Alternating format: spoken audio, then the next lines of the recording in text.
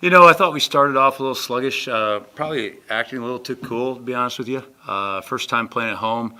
But as the game went on, we got a little tougher.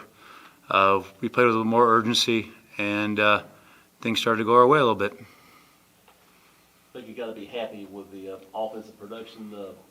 Looks like 44 of 75. That was better than what you had up at Ohio, it looked like. Yeah, I mean, a little bit it should be. We played on the road against a Big East opponent. But it was good to see the ball go in. Guys need to see the ball go in for confidence.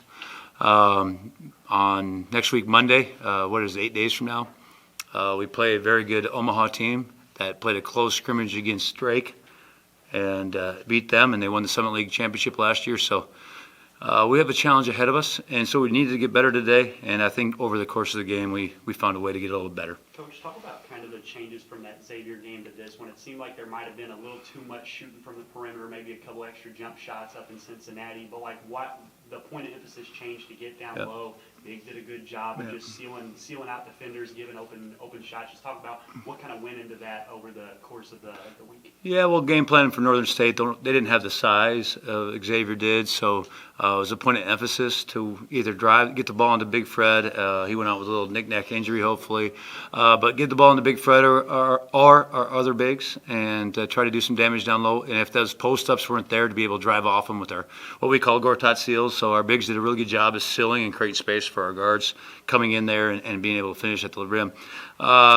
We just want to avoid mid-range twos. I thought we took only one or two of those. Braden took a bad one.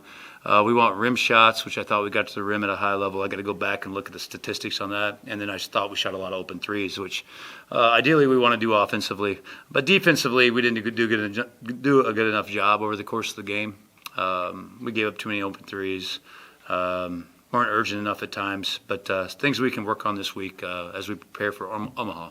Right, it also seems like y'all using the glass quite a bit on your shots. Is that something that you have emphasized? Yeah, one of our big goals, or our team goals, what we want to do each game is we want to win the field goal attempt battle or the true shot attempt battle. Today we won it by 9. Probably was not good enough, but we didn't miss a lot of shots, so that's part of it. But the big thing is we weren't active enough defensively, and that was apparent with our forcing 9 turnovers. That needs to be more. But that's the big tempo. We talk about tempo and how we want to play fast, but at the end of the day, becomes creating more shots on goal. And how do you do that? You get to the offensive rebounds. You create a little more havoc defensively, so you get them sped up, and hopefully you create some turnovers so you can. Our goal is to take 13 or 15 more shots than our opponent, and today it was 9, so we didn't quite get that goal. But that's a big part of what we try to do offensively is stack that offensive glass. About 75 possessions today. Yeah. Is that where you're kind of shooting just closer to that for Xavier? Yeah. Is that the kind of pace you guys want to run at? I mean, we want to play. I mean, some of that is dictated by the opponent we play. But that being said, it's probably right around. The thing we look at is the true shot attempts. That's the thing we really adhere to. Not so much pace of play. We just want to beat our opponent on field goal attempts. We think we have good enough players. If we're shooting the ball 10, 12, 13 more times than our opponent is a night out, that we'll have a really good chance to win the game no matter who the opponent is. But how is that dictated? It's hard to do that. You have to create turnovers. You have to be active hands. You have to get deflections. Then when you create deflections, it also increases tempo because once we create a turnover, we want to play fast. We want to do that, and then we just want to attack the offensive glass. And that's our barometer of how our tempo is and how we're going to score the basketball, is how many more field goal attempts that we can have over our opponent. What was it like to be in front of Murray State home fans for the first time and just experience Racer Mania, the autograph signings, all of that?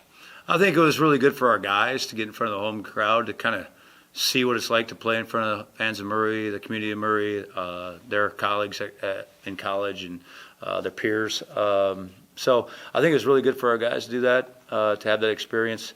We know that this program has a great basketball history, and it's an honor and a privilege to be wearing the uniforms, our coaching in this program. To be the caretaker and be the caretakers of this program is a privilege, and it's an honor that we do not take lightly, and we're going to work our butt off to make sure that we do the best job possible.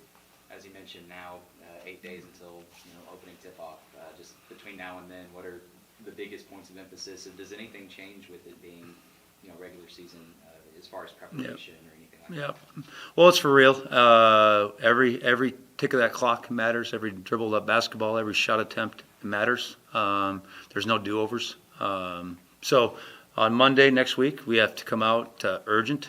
Know we're playing a really good team in Omaha, a team that won the Summit League Championship last year. Like I said, they went into Drake in a close scrimmage, although it was an exhibition. They beat them, and Drake's supposed to be one of the top 5 teams in our league. So we have a big challenge ahead of us, and we have a lot to do between here and there to make sure that we address some of the things that went wrong today. More on the urgency side, I believe, early on the game, and we addressed that at halftime and throughout the course of the game. And I think as the game went on, we played a little more urgency, and it really dictated on the scoreboard. Is it encouraging, though, to see the depth on this team? I know that there are a lot of guys that played a lot of minutes today, but even from Xavier, different guys stepped up in that game versus this game, different guys that will step up. Like I told the guys, the unique thing about this team, we have a lot of good players. So roles could change game to game, minute to minute, 4-minute media to 4-minute media, depending on the opponent's personnel, depending on who's got it going that day, depending on who's giving us elite effort and communication on the defensive end. So those roles can change significantly through the course of the game. Minutes could fluctuate a little bit, but that's a part of being a really good basketball team, a team that hopefully competes for championships, is that guys can pick each other up. And one guy might have it going today, like Javon or Roman had it going a little bit, and when we play Omaha, maybe somebody else. And like I said, it could change between 4-minute media to 4-minute media, who's really getting it going. Coach, you talk about this analytical approach, and obviously basketball has become has such a heavy focus on analytics, and I don't think Murray State, at least in the past few years, is really used to that. So why have you made that such a emphasis for you and your staff this season and going forward? Yeah, it was a big deal for us at Creighton. When you play championship level basketball, and as you go up and play the level of components, the margins shrink and shrink and shrink. So you're trying to find any which way to win those margins. And one way is analytical shot selection, where we want to get the ball to the rim, we want to go to the free throw line, and we want to take catch and shoot threes. And historical data has shown you that if you do those things and you have pretty good basketball players, if you get to the rim, if you take open threes, if you win the true shot attempt matchup, that you'll have a really good chance of winning the game, no matter who the opponent is. We have a goal board inside our office, or not inside our office, inside our locker room, that it has analytical data that we really value. And it's the analytical data of Final Four programs. And I'm not saying we're a Final Four program, but we're going to adhere to those analytics. If we keep our defensive possessions under 1 point, if we can hold our opponents under 1 point per possession, if we can score over 1.1 point per possession, if we can create 17% of their possessions turnovers, if we can crash the offensive glass and be over 13% of offensive glass volume, if we can defensive rebound at 72% per their shots, and defensive rebound, we feel like that we can beat anybody we play against. So those analytics and those data, those are proven points over history. Now they're all hard to accomplish. I mean, you have to play really good basketball. You have to play disciplined basketball. You have to play very tough basketball. So those margins we're always constantly trying to win, because as we go through the year and the opponents step up in nature, those margins are where you win or lose games.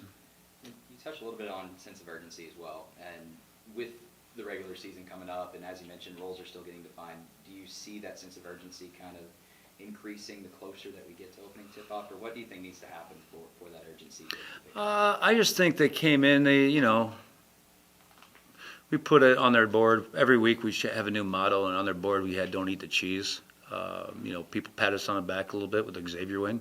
But like I told them, Mason Miller, you played in Elite Eight in Big East. Fred, you played in the Big East. You played against a guy every single day that's getting 15 and 10 in the NBA right now. Like KJ Tenner, you played in the Big 12. Roman Damon and Matisse Corbin, you played pretty high pro basketball clubs in France. Like, we have the personnel to compete. So don't get full of ourselves. I think we came out like it was going to be too easy today.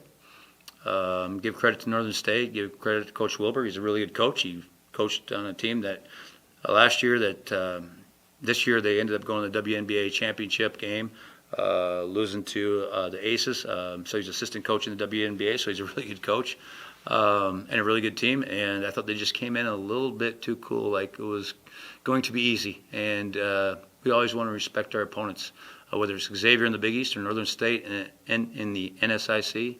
And we just want to get better every minute we're out there, and then we'll celebrate if we go get a victory at the end of the game. Thanks, Ryan.